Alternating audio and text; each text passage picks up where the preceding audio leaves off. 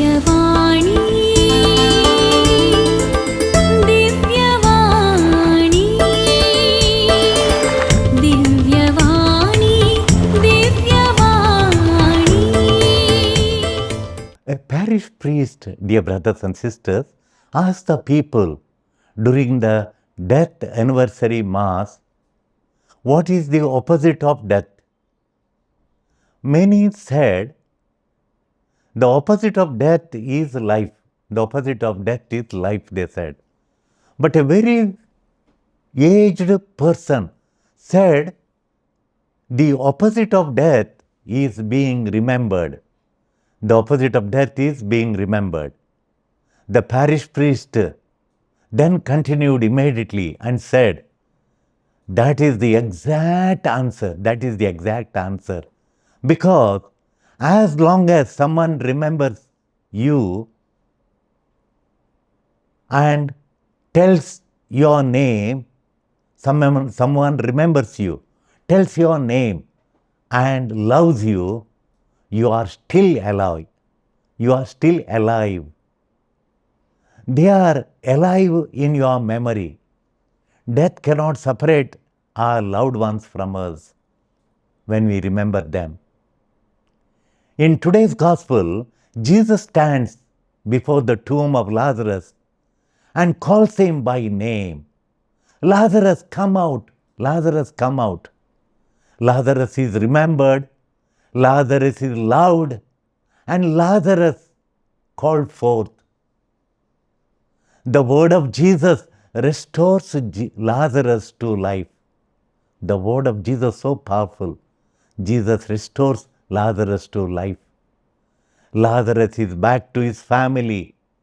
Lazarus is back to his friends and to his community. Lazarus means God helps. The meaning of word Lazarus is, in Hebrew is God helps. Here Jesus helps Lazarus at the moment of his dire need. Bethany means the house of the afflicted. The house of the afflicted.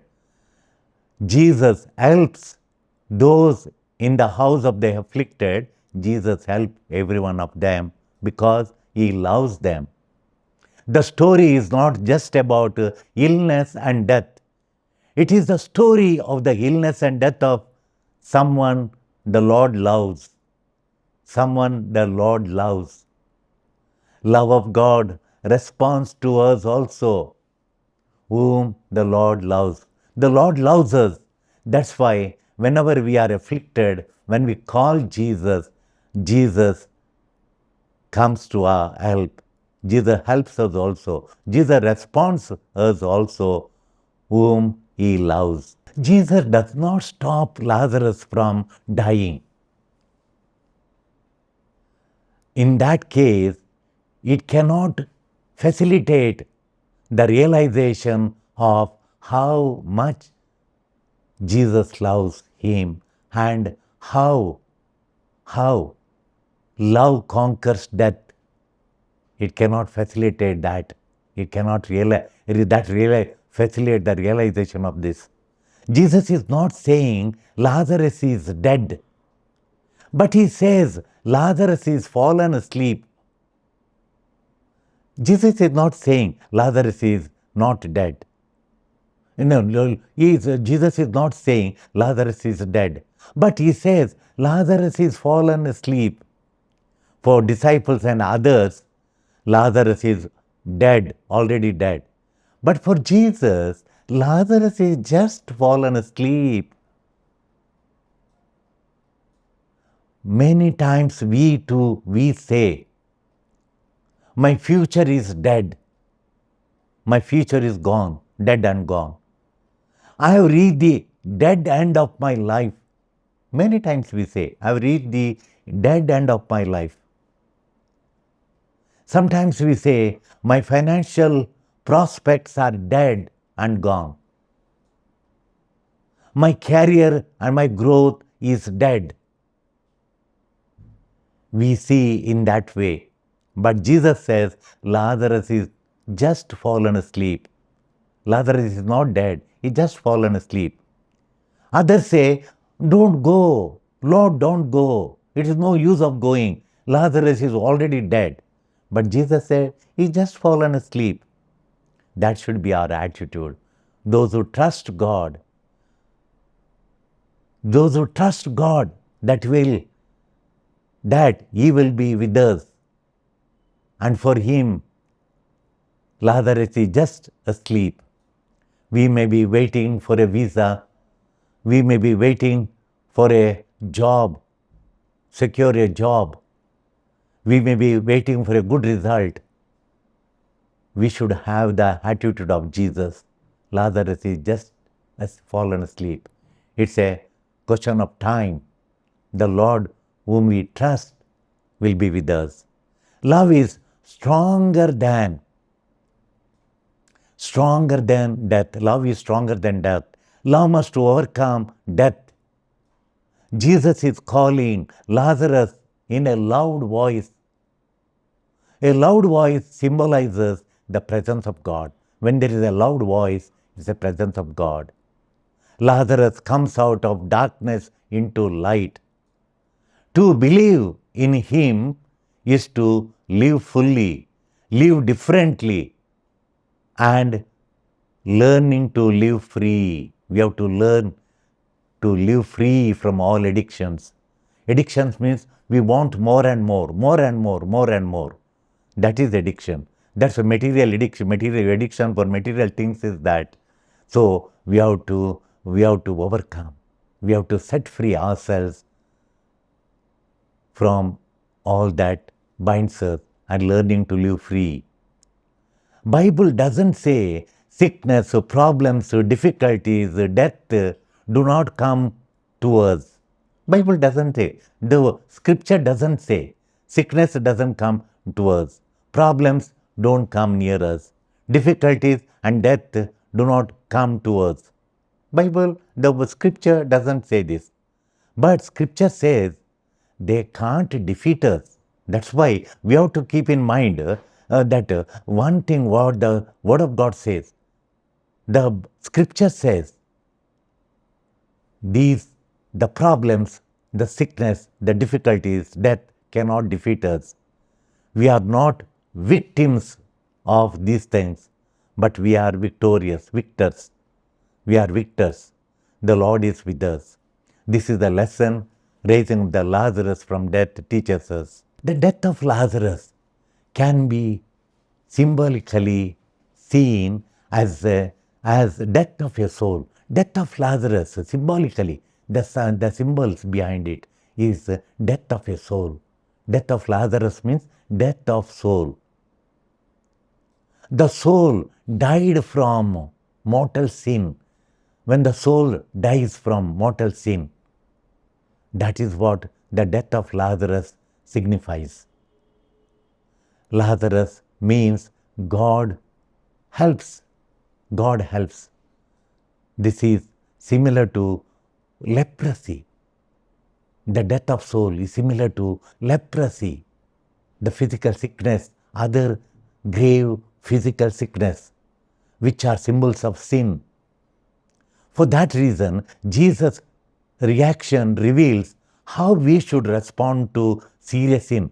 Jesus' response today, Jesus' reaction. What is the reaction of Jesus? That reveals that how we should respond to serious sin in our lives. Hence, at the death of Lazarus, Jesus became deeply troubled. Jesus is deeply troubled. Jesus wept. He cried out in a loud voice. Though Jesus was God, He chose to experience human emotions. He chose to experience human emotions to teach us how we should react. Hence, He chose to become deeply troubled. He chose to weep and to cry out to teach us how we should react to grave sin. This is the symbol. How we should react to grave sin. Grave sin. Grave sin kills the spirit. As a result, we are deeply affected if we commit a grave sin. If we commit a grave sin, the result is that our spirit is deeply affected. We are deeply affected by grave sin. One lesson we can learn from this passage is that when we or our loved ones fall into grave sin, we must not ignore it. We must not ignore it. We should have a remorse for sin. We must not react to it as a casual thing. We must not react to it when grave sin. We must not react to it as a casual thing that is happening. No. Second, there is a great value in taking sin seriously and cry out to God for forgiveness. We have to take seriously. We have to take sin seriously and cry out to God for forgiveness. When Jesus commanded Lazarus to come out of the tomb, Lazarus did come out, but he was still bound with burial bands, the burial clothes where he was bound. Dear brothers and sisters, St. Augustine teaches that the burial bands symbolize our confession and forgiveness of sins. Confession. The burial bands, Lazarus was tied with burial bands. Jesus asked them to untie them. That is, untie means confession. Our sins should come out. And we should confess our sins. St. Augustine said we must confess our sins and ask God's forgiveness and pardon for our sins. We cannot confess our sins by our own effort.